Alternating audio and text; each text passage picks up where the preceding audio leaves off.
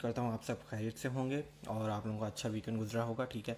और आज का जो है ये हमारा लेक्चर नंबर 31 है। मैं जो है वो वेकेशंस पर हूँ, but still I am trying कि आप लोगों के लिए कुछ ना कुछ जो है वो अपनी डिसेंट्रलाइज एक्सचेंज को जो है वो एक्सटेंड किया जाए। तो आज भी हम एक अपना जो है वो विड्रॉल का फंक्शन बनाएंगे, और विड्रॉल का फंक्शन जो है वो हम बनाएंगे। उसके बाद हम डिपॉजिट का फंक्शन और अपने इस वॉलेट के कॉन्ट्रैक्ट को एक्सटेंड करते रहेंगे। अभी तक जो हमने काम किया था वो क्या काम किया था हमने, एक जो है वो टोकन की इंफॉर्मेशन स्टोर करवाने के लिए एक स्ट्रक्ट बना लिया था। ठीक है। एक हमने जो है वो मैपिंग बना ली थी। ठीक है। जो हमारे टिकर, जब भी टोकन का हम टिकर देंगे तो वो टोकन के स्ट्रक्ट के ऊपर हमें रीडायरेक्ट कर देगा और टोकन का टिकर और टोकन का एड्रेस बता देगा। ठीक है। और हमने एक डबल मैपिंग बनाई हुई है। ये यूज़र का एड्रेस डालेंगे, टोकन डालेंगे और हमें बैलेंस मिल जाएगा। ऐड टोकन का एक फंक्शन है कि जो हमारे डिसेंट्रलाइज एक्सचेंज में टोकन जो है वो उसके ज़रिए हम इस फंक्शन के ज़रिए जो है वो हम ऐड कर सकते हैं। और आज जो है वो हम विड्रॉल का जो है वो फंक्शन बनाएंगे। ठीक है। तो अभी तक हमने ये बात की थी। तो आज का लेक्चर भी छोटा होगा क्योंकि from last 2 weeks I am on vacations. तो बट अगेन काम चल रहा है, तो इसलिए आज भी जो है वो हम कंटिन्यू करेंगे। ठीक है। तो बाकी फिर नेक्स्ट वीक से जो है वो एक बड़ा सा लेक्चर जो है वो हम किया करेंगे। ठीक है। तो आज भी हम अपने विड्रॉल फंक्शन को कंटिन्यू करेंगे। अभी तक हमने विड्रॉल फंक्शन होगा क्या ये सब मैं बताता हूँ। विड्रॉल फंक्शन बेसिकली कोई भी यूज़र अगर आपके डिपॉज़िट कर चुका है, आपके डिसेंट्रलाइज एक्सचेंज में टोकन वो डिपॉज़िट कर चुका है, और वो किसी भी क्यों करा है उसने, मे बी स्टेकिंग के लिए, मे बी स्वैप के लिए। ठीक है। लेट सपोज उसने 100 डाओ टोकन्स या 100 मेकर टोकन्स जो है वो उसने डिपॉज़िट किए हैं। ठीक है। और उसने स्वैप कराए हैं 50 टोकन्स, तो 50 टोकन्स बच गए हैं। ठीक है। तो अगर वो विड्रॉ करना चाहे वही सेम टोकन, तो उसके लिए हम फंक्शन बनाएंगे विड्रॉल का फंक्शन। ठीक है।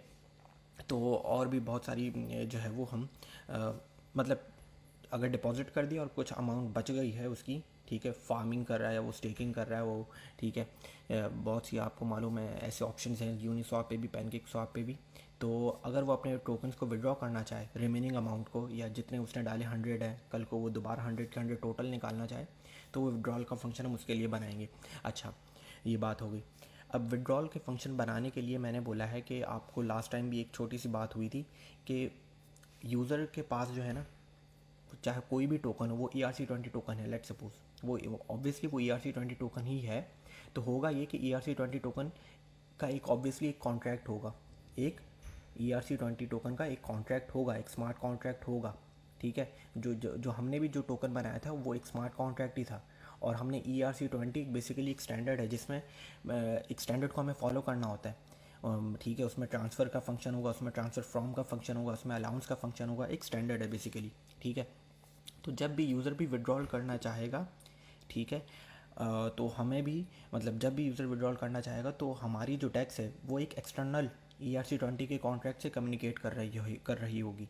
और जब भी ऐसा होगा तो हमें उस एक्सटर्नल कॉन्ट्रैक्ट को कम्युनिकेट करवाने के लिए हमें उसकी IERC20 interface of that ERC20 token contract चाहिए होगी हमें। और हमें उस कॉन्ट्रैक्ट का एड्रेस चाहिए होगा। ठीक है। तो सबसे पहले तो ये कर लेते हैं कि हमारा IERC20 टोकन कॉन्ट्रैक्ट है कहाँ।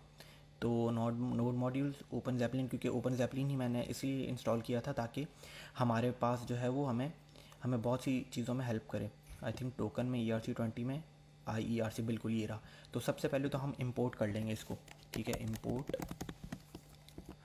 IERC20 को इंपोर्ट कर लेते हैं।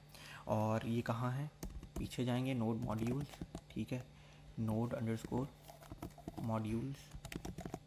ठीक है। उसके बाद ऐट ओपन जैपलिन। ठीक है। At open Zeppelin. उसके बाद कौन से फोल्डर है, कॉन्ट्रैक्ट्स के फोल्डर में, उसके बाद टोकन के फोल्डर में, और उसके बाद ERC20। और फिर जो है वो, क्योंकि ERC20 के फोल्डर में ये हमारी आई इंटरफेस पड़ा हुआ है, IERC20.SOL। तो इंटरफेस जो है वो हमने इंपोर्ट कर लिया है। ठीक है। फाइल को सेव करते हैं। अब हम इस इंटरफेस को यूज़ करेंगे अपने विड्रॉल के फंक्शन में, क्योंकि मैंने अगेन दोबारा बता देता हूँ, विड्रॉल का फंक्शन ऐसे रन करेगा कि ऑब्वियसली यूज़र के पास जो भी उसने टोकन हमारे डिसेंट्रलाइज एक्सचेंज में डिपॉजिट करा है, टोकन एक कॉन्ट्रैक्ट है। ठीक है। तो टोकन जब एक कॉन्ट्रैक्ट है तो हमें हमारे कॉन्ट्रैक्ट को, डेक्स के कॉन्ट्रैक्ट को स्मार्ट यूज़र के टोकन के स्मार्ट कॉन्ट्रैक्ट से कम्युनिकेट करना पड़ेगा, ठीक है। ट्रांसफ़र का फंक्शन चलाना पड़ेगा। विड्रॉ करने के लिए क्या करते थे हम, ट्रांसफ़र का फंक्शन चलाते थे, ठीक है। तो ट्रांसफ़र का फंक्शन चलाना पड़ेगा। अच्छा, तो अब कैसे चलाना पड़ेगा? सबसे पहले मैंने अगेन एक्सटर्नल कॉन्ट्रैक्ट से कम्युनिकेट करने के लिए IERC इंटरफेस आपको चाहिए होती है और एड्रेस चाहिए होता है। इंटरफेस हमने कर ली है, इंपोर्ट कर ली है हमने, ठीक है।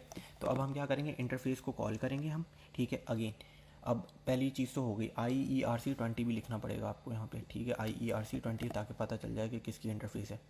ओपन ज़ैपलिन ने बना के रखे हुए फंक्शंस हेड इंटरफेस तो आपको मालूम है, हम बात कर चुके हैं, क्योंकि यहाँ पे बनी बनाई हमें इंटरफेस मिल गई है, ठीक है। मैं खोल के भी दिखा देता हूँ, याद है हमने जो है वो इस तरीके से फंक्शन के सिर्फ बॉडी नहीं, सिर्फ फंक्शन डेफिनेशन या डिक्लेरेशन जो है वो हम कॉल करते थे जब हमने इंटरफेस बनाना शुरू की थी। फंक्शन की बॉडी में आपने कुछ नहीं लिखना होता, ठीक है।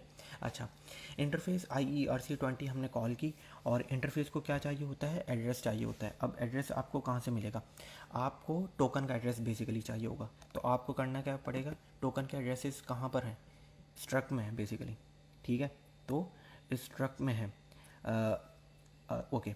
तो स्ट्रक्ट में जाने के लिए आपको क्या करना पड़ेगा, टोकन मैपिंग, ठीक है, टोकन मैपिंग, और फिर आपको देना पड़ेगा टिकर,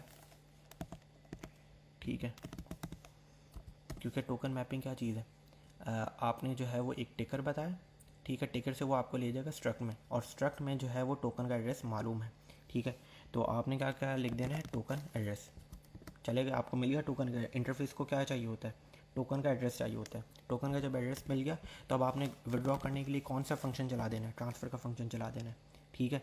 और ट्रांसफ़र के फंक्शन में ऑब्वियसली MSG.sender, ट्रांसफ़र के फंक्शन को 2 आर्गूमेंट्स चाहिए होते हैं, 2 पैरामीटर्स चाहिए होते हैं, एड्रेस एंड दी अमाउंट, बिल्कुल ठीक है। और ये MSG.sender ये जो होगा ये यूज़र का एड्रेस होगा, क्योंकि वो इस फंक्शन को विड्रॉ करेगा, यूज़र ने विड्रॉ करना है ना, ठीक है। अच्छा, ये तो हमने लिख दिया बात, ट्रांसफ़र का फंक्शन चला दिया with the help of IERC20 contract, ठीक है, with the help of IERC20 contract. अच्छा, ट्रांसफ़र का फंक्शन चल चुका है, बट इतना ईजी नहीं होना चाहिए, हमें कंडीशंस चलानी चाहिए, कंडीशंस रिक्वायर होनी चाहिए, ताकि यूज़र जो है वो हम हमारे पास कंडीशन हो, हम यूज़र का बैलेंस चेक कर सकें, हम ये भी देख सकें कि क्या ये टोकन एग्जिस्ट करता है हमारी डिसेंट्रलाइज्ड एक्सचेंज में। तो ये 2 कंडीशंस तो लाजमी हमें चाहिए, ठीक है। हम डायरेक्टली जो है वो विड्रॉ नहीं कर सकते, ठीक है। तो कंडीशंस सबसे पहले तो ये कर लेते हैं कि यूज़र का जो बैलेंस है क्या वो हमारे स्मार्ट यूज़र का बैलेंस सफिशेंट है कि वो विड्रॉ कर सके। तो बैलेंस चेक करने के लिए क्या चीज़ है, बैलेंसेस, जो हमने डबल मैपिंग बनाई है, ठीक है, बैलेंसेस, और उस बैलेंसेस ये डबल मैपिंग है, तो सॉरी डबल मैपिंग है, तो इसको क्या करेंगे हम, MSG.sender जो कि यूज़र का एड्रेस होगा, ठीक है। और उसके बाद जो है वो डबल मैपिंग में इसको चाहिए टोकन का जो है वो टिकर, ठीक है। और अब जो है वो हम बैलेंस चेक करेंगे कि it should be greater than and equal to the withdrawal amount, ठीक है। अगर ये ऐसा नहीं है तो कोई भी एरर इसको बता दे। आप लिखा है बैलेंस नॉट सफिशेंट, ठीक है, बैलेंस नॉट सफिशेंट, और आई थिंक एक ब्रैकेट में खा गया हूँ, ठीक है। तो अब ये ठीक है, और बैलेंस नॉट सफिशेंट, ठीक है, ओके, यहाँ पे इन्वर्टेड कॉमा खा गया हूँ मैं, बैलेंस नॉट सफिशेंट, ठीक है। तो ये जो है वो डबल मैपिंग क्या था, डबल मैपिंग में आपको चाहिए एड्रेस, मैंने दे दिया यूज़र का एड्रेस, टोकन का टिकर दे दिया, और उसने अमाउंट चेक कर लिया विड्रॉल के ज़रिए कि greater than and equal to the withdrawal amount. आप जो यूज़र का जो बैलेंस है वो हमारी डेस्क में ज़्यादा होना चाहिए, तभी जो है वो वो पर्टिकुलर एक स्पेसिफिक अमाउंट विड्रॉल कर सकता है। अच्छा, अब आगे चलते हैं। आगे दूसरी कंडीशन क्या डालते हैं हम कि भाई क्या ये टोकन एग्जिस्ट करता है, क्या ये टोकन एग्जिस्ट करता है हमारी स्मार्ट कॉन्ट्रैक्ट में, हमारी डेस्क में। तो उसके लिए भी हम क्या करेंगे, टोकन मैपिंग को, एक मिनट, टोकन मैपिंग को जो है वो हम यूज़ करेंगे, और टोकन मैपिंग को यूज़ करने के बाद हम जाएंगे स्ट्रक्ट में और डॉट टोकन एड्रेस, ठीक है। और ये जो है वो it should not be equal to the address 0, ठीक है, ये हम पहले भी कर चुके हैं।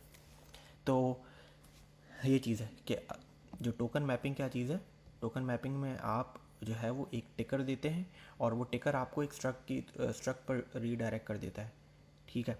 तो ये चीज़ हो गई कि भाई टोकन एग्जिस्ट करना चाहिए डिसेंट्रलाइज्ड एक्सचेंज में। अच्छा, अब ये भी बात हो गई।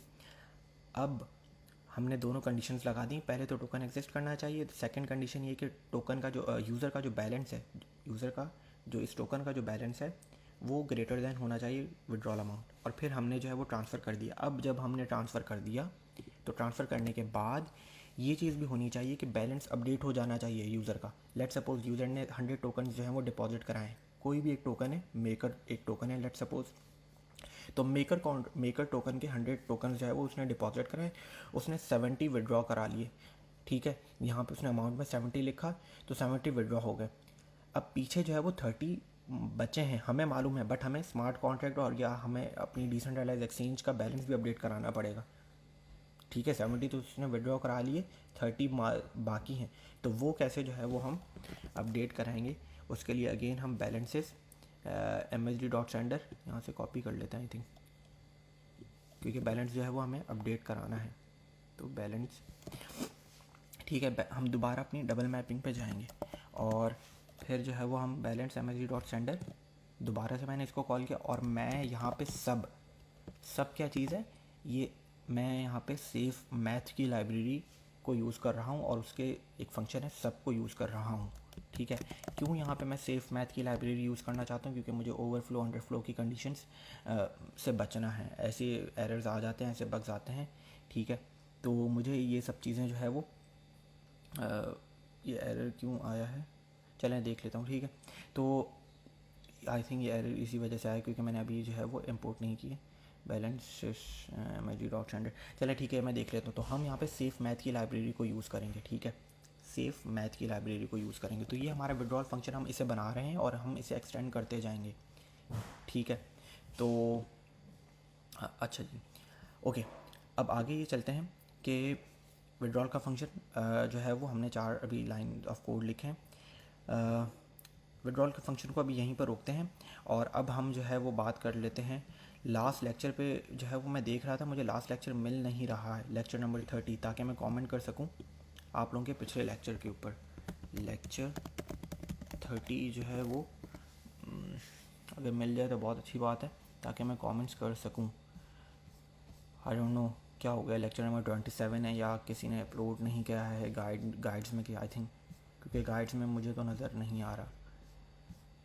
लेक्चर नंबर 29 देख लेते हैं अगर वो मिल जाता है तो, क्योंकि मैं तो इसी तरीके से सर्च करता हूँ और मुझे जो है वो लेक्चर नंबर 29 है, ठीक है। और लेक्चर नंबर 29 है लेकिन 30 नहीं, आई थिंक गाइड में अपलोड नहीं हुआ होगा या कोई और वजह होगी, ये मैं देख लेता हूँ। और बिल्कुल कोई वजह है इसमें। तो अभी हम क्या कर रहे थे कि विड्रॉल के फंक्शन को जो है वो हमने बनाना स्टार्ट किया है। आप लोग चलें एक काम कर लेते हैं, आप लोगों के लिए टास्क है, मैंने तो यहाँ पे रोक दिया है। ये एरर को देखें, ये एरर क्या है, और सेफ मैथ को इंपोर्ट करें हमारे इस वॉलेट के कॉन्ट्रैक्ट में। सेफ मैथ को इंपोर्ट करें, देखें यहाँ पे किन फोल्डर्स में अवेलेबल है सेफ मैथ की लाइब्रेरी, या ठीक है वो देखें कहाँ पर है, यहाँ पर इन्हीं फोल्डर्स में होगी। आपके लिए टास्क है ये, ठीक है। और मैं फिर अगले कमेंट्स में देखूंगा भी कि किस ने इंपोर्ट करा है, ठीक है। विड्रॉल फंक्शन इतना मुश्किल नहीं है।